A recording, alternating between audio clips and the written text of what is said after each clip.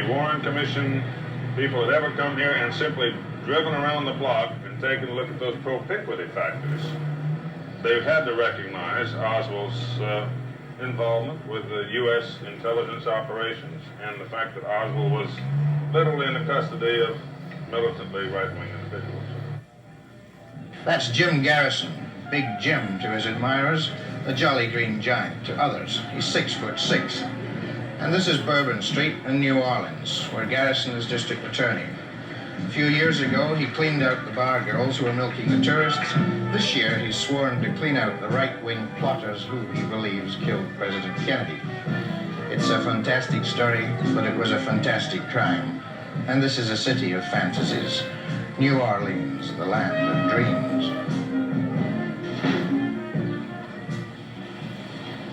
I'm Gordon Donaldson, and this is News Magazine. Tonight we're going to look at the case of Jim Garrison and Clay Shaw, the man he's accused of conspiring to murder the president. Shaw is the first man ever indicted in the assassination since Lee Harvey Oswald was murdered before he could get into court. We're not going to try the case or grill anyone. That's the job for the courts of Louisiana. But we're going to look at some of the principal characters. Firstly, Jim Garrison. To establish that the Warren Commission was totally wrong in deciding that Oswald, a mixed-up Marxist with a mail-order gun, killed Kennedy all by himself, Garrison relies heavily on circumstance, association, and propinquity. Oswald was born in New Orleans. After serving in the U.S. Marines and living in Russia, he returned in the summer of 1963 to this area. We're approaching the old post office building which is right across the street from the Newman building at 544 Camp Street. What was there? Well, this is the address which Lee Oswald gave for his first Fair Play for Cuba pamphlets. Now, this building, 544 Camp Street, is the building in which Guy Bannister had his office on the side. Guy Bannister, of course, is the most militant right-wing, extremely conservative, anti-communist individual in the city of New Orleans. There is simply no question about the fact that the Riley Coffee Company was a nesting place for Lee Oswald. He was put here. This was his CIA assignment. In other words, as I pointed out before, his immediate superiors in Dallas and his immediate superiors in the CIA in New Orleans are involved in the assassination. Not might be, they are involved. And consequently, the impression was created on his part that he was following orders and he just had to stay at the Riley Coffee Company until the time came when he was to penetrate the right-wing operation here, and in the course of doing that, to go through these motions of being a left-wing individual communist. This is one of the bases in New Orleans for United States intelligence operations, and they have a number of intelligence agencies here. We've confirmed at least one was here, so Oswald had been placed across the street, where he was obviously in some sort of contact with him. And then if you go around to the right, there's Riley Coffee Company. Here's the old post office building where U.S. intelligence agencies operated from. And if you go over here, you can see two men opening a truck. Now, if you go line over the truck, there's a white building. And that white building is the Newman building, which is at 544 Camp Street. And as I said earlier, that's where Guy Bannister's office was. And David Ferry hung around in Guy Bannister's office. And, of course, Lee Oswald has been seen in Guy Bannister's office. The Garrison case began last February with David Ferry, a strange man, commercial pilot, private detective, anti-Castro fighter, and bishop of an offbeat cult. Ferry said Garrison had fingered him as the getaway pilot in the plot. 4 days later, he died mysteriously in this house. Here, according to Garrison, Oswald met Ferry and members of the Minutemen, a secret and violent group who train with bombs and machine guns to kill communists. After Ferry's death, 2 Minutemen arrived and took away papers. Garrison operates on the second floor of the Criminal Courts building with a small, partly amateur staff. His investigation is largely financed by private businessmen and seems puny compared to the vast Warren Commission probe he's trying to overthrow. Yet he obtained an indictment against his first suspect, Clay Shaw. The key witness was Perry Russo, a young insurance salesman who says he overheard Shaw, Oswald, and Ferry plotting the assassination in New Orleans 2 months before it took place. He was hypnotized to help him remember. A supporting witness is a Negro convict and dope addict. The Shaw case is only part of Garrison's conspiracy theory, which is, briefly, that a well-financed right-wing group staged what amounted to a coup d'etat by killing Kennedy, and the U.S. administration hushed it up. It begins with the assumption that Lee Oswald knew Jack Ruby, the man who was to kill him. Let me first make a reference to Oswald's address book, which is in volume 16, XVI, and it's Commission Exhibit 18. Now, if you turn to page 40 in this volume, page 40 being page 40 of XVI, you will see the number written in Oswald's handwriting, PE 81951. PE 81951. If you go to XXV 25, the Jack Ruby's phone calls, you will find that on June 10th, 1963, Jack Ruby called PE 81951. That's the same phone number that Lee Oswald has in his address book, as printed in volume 16 of the exhibit. Perhaps the more significant example to us is the fact that Ruby and Oswald have been seen together, but I cannot go into that at this time because we get into an area of evidence which I'm not free to comment on. But you have witnesses, however, who have said they've seen Ruby and Oswald together. Oh, yes.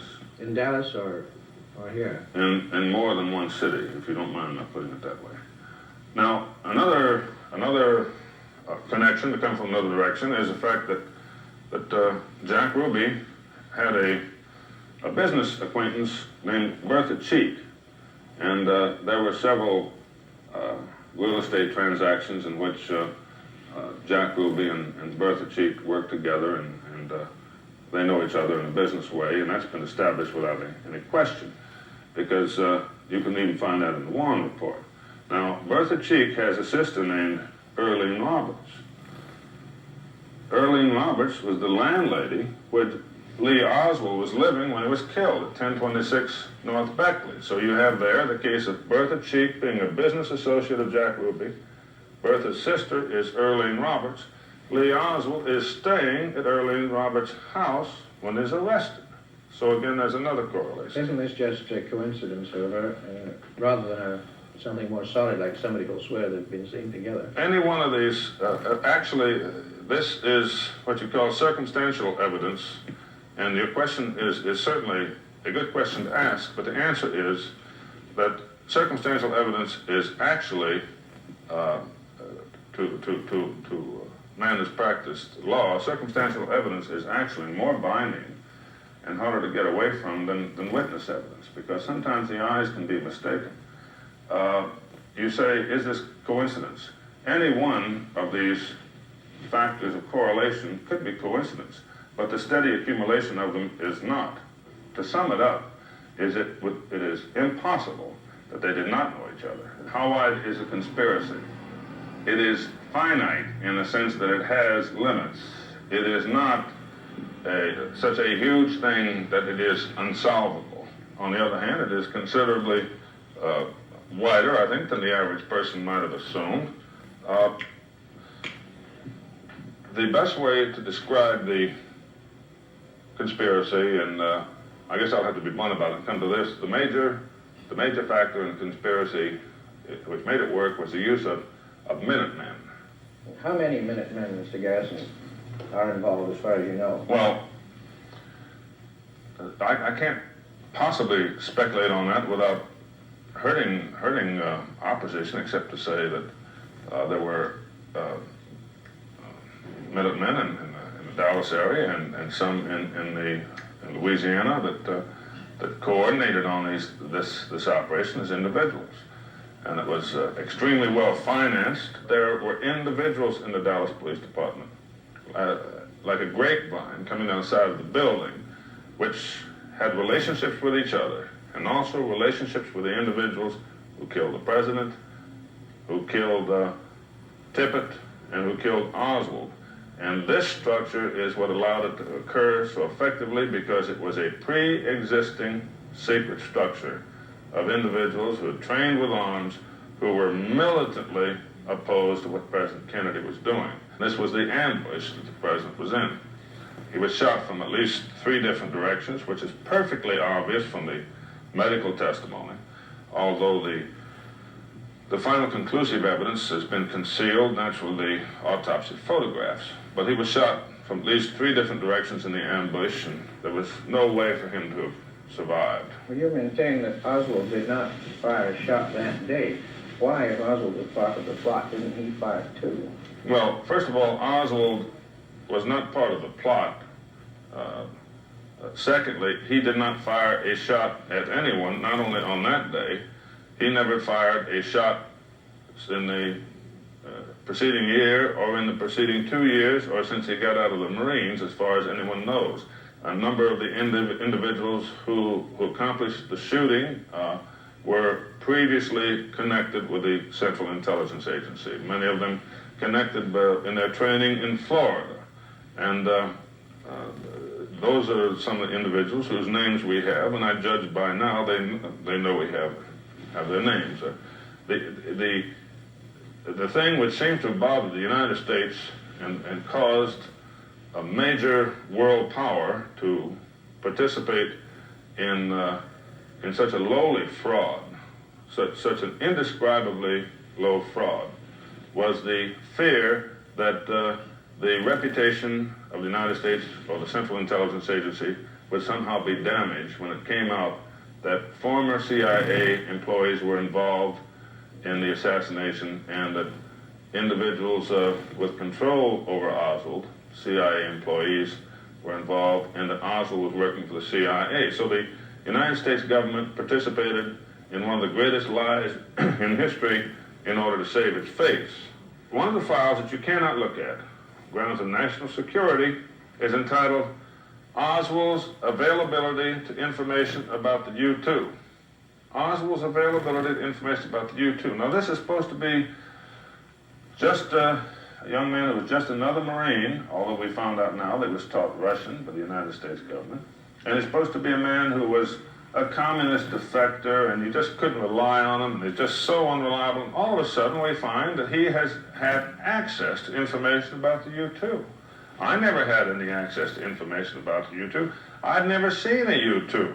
What's the difference between me and Lee Oswald? The difference is he was working for the Central Intelligence Agency. Oswald is always shepherded.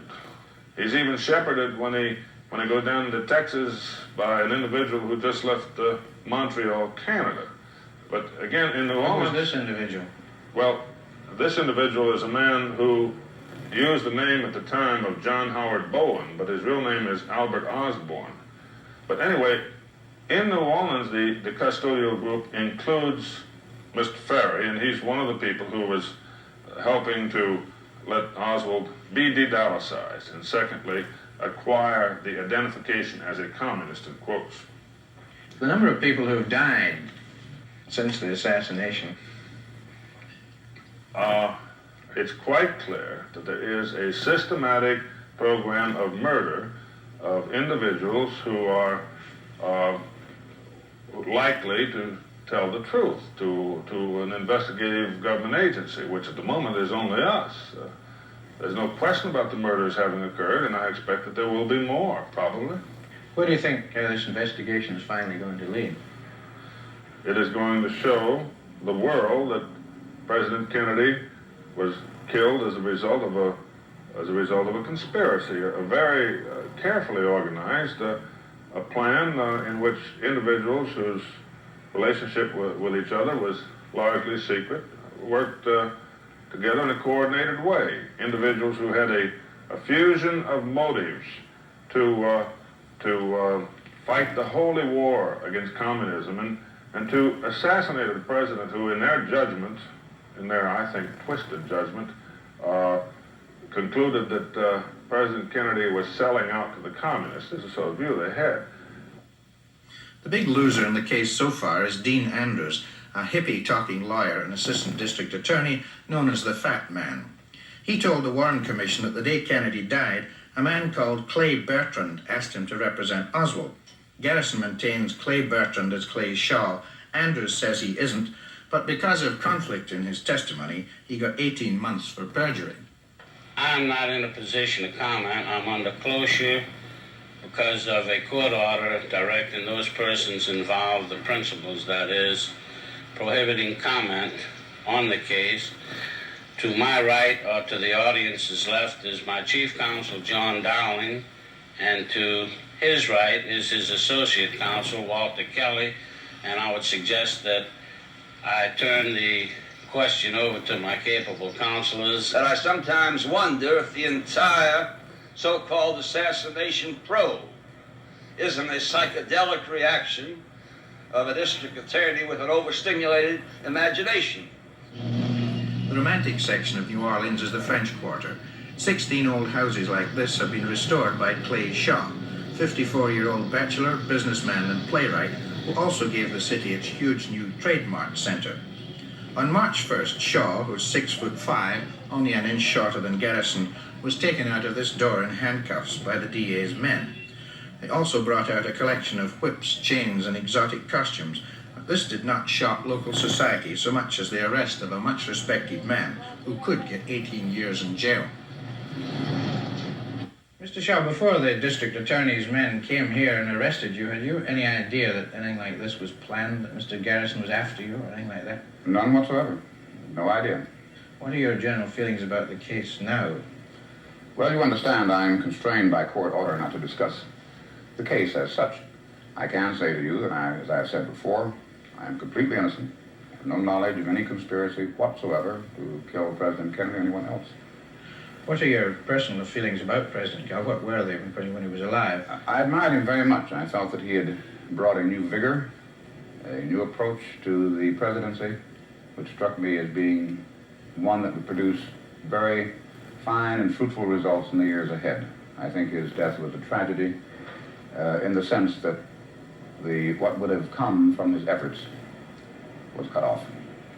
Mr. Garrison's talked a lot about right-wingers in this case. What are your personal political views? Well, I think I could describe myself best probably as a Wilsonian FDR liberal. I believe very thoroughly in the progressive ideas that these two presidents put forth, and I think that Mr. Kennedy actually was a kind of lineal descendant in his approach to the problems of our country. You have never yourself had any CIA connection? None whatsoever. Any association with the organization No, at all? none. Have you read the Warren Commission report? Yes, I have read the Warren Commission report. I mean, had you read it before this case started? Only in summary. I have not read it in detail. Since then, I suppose you've been into it in some detail. You may be sure that I have. And what's your opinion of its findings, Mr. Shaw? I think that the Warren Commission report comes as close as anything we will ever know as to describing what actually happened on that tragic day on November 22nd in Dallas. It seems to me that here you're faced with an either-or situation. You must either believe that the Warren Commission is substantially correct and that a lone assassin got a lucky shot at the president, or you must conceive of conspiracy so vast as to boggle the imagination. If indeed there were a conspiracy, it could not have been a small one. It would have had to involve the Dallas police force, the doctors at Parkland Hospital, the doctors at Bethesda Hospital, the FBI, the Secret Service, some members of the Department of Justice, the Attorney General and his chief aides, and possibly even the White House. Now, I cannot accept the fact that such a conspiracy did exist. First of all, because I think it would have been almost impossible to arrange a conspiracy with this literally thousands of characters.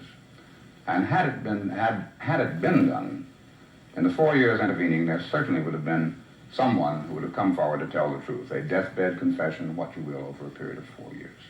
Did you yourself ever know Oswald or David Ferry? Never knew either one of them, no. You never even saw them or No. came into contact with them in No, any indeed. way? How has this whole thing's been going on now for, what, nearly 6 months, hasn't it? This is the 7th month, I believe. How is this affecting you personally? I mean, all this publicity and being named as a man being indicted for this alleged conspiracy. Well, it certainly is not the pleasantest thing in the world, to understate the case, to to find yourself charged with the most heinous crime probably of our times. On the other hand, I've gone ahead with my life. There's not much else you can do, is there? And I am innocent. I have very able counsel, and I have absolute faith in the American judicial system, which will prove me innocent. It is a matter of some concern that my constitutional rights have, I think, been seriously violated. There are, of course, remedies for that which can be taken in due time. Meanwhile, however, this case, is a matter of great concern because of these violations. It's a matter that should concern every citizen of the United States. It has been well said by a distinguished American that all men's rights are diminished when any man's rights are threatened. And I think that expresses the case very well. Who said that? President John F. Kennedy said that. Cut. Did that man help kill Kennedy? Or is he, as the United States Attorney General said, a perfectly fine man ruined by Jim Garrison for personal aggrandizement? Did the U.S. government conceal the plot of the century? A national poll shows that 2 out of 3 Americans believe there was some kind of conspiracy in the president's death. And it's well to remember that Garrison has won every legal round so far. He's the only official with investigative powers still carrying on where the Warren Commission left off. And while his inquiry attracts cranks and paranoids from coast to coast, it is also the only place for reasonable doubters to go. His methods are reprehensible to some, but not unusual to those who live in this steaming gumbo of Louisiana law and politics. His indictment of the Minutemen is partly supported by the Attorney General of New York State, who says New York Minutemen have since plotted to kill Vice President Humphrey, among others. Jim Garrison could be right. He could be honestly wrong. And there's a third view, that of Dean Anders, the unfortunate fat man who faces 18 months in a decaying parish prison. He dare not talk for the record, but, he said, come to Bourbon Street and I'll show you what I think of the case.